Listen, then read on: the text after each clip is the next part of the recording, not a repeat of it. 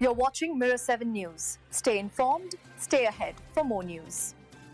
Ontario Premier Doug Ford has once again stirred up a storm, this time by announcing his plan to ban speed cameras across the province. His argument is that these cameras, which were originally meant to improve road safety, have instead turned into what he calls an out-of-control tax grab. Ford insists that drivers are simply being gouged by municipalities, and that residents are fed up with paying steep fines. Speaking to reporters, Ford said he's ready to personally demonstrate to mayors how traffic can be calmed without relying on cameras. In his words, it's not that they don't know how to do it. They don't want to do it because it's a cash grab. He also pointed out that out of Ontario's 444 municipalities, only 37 continue to support these automated enforcement devices. To address safety concerns, he promised to launch a new fund that would help cities and towns build alternative traffic safety measures.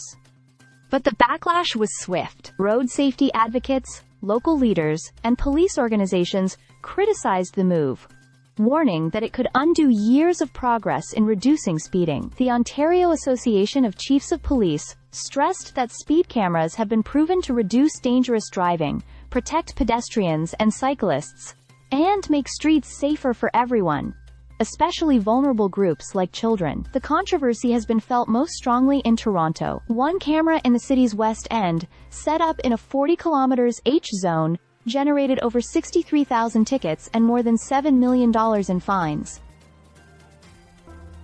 That camera had been installed after a tragic crash in 2022, where an elderly couple was killed by a speeding driver. Despite repeated vandalism against it, officials have stood by its effectiveness. Toronto's mayor, Olivia Chow, has warned that removing the cameras would be a mistake. In a recent letter, she reminded council members of the recent death of a 15-year-old struck by a speeding vehicle. Chow emphasized that speed kills, and said the city must do everything possible to prevent such tragedies. She's also suggested reforms, like ensuring no driver is fined multiple times by the same camera within a week, and putting up clearer signage to alert motorists. Critics point out that Ford is no stranger to taking on Toronto's safety policies. Earlier this year, he threatened to rip out cycling lanes in the city, only to be blocked by a court ruling.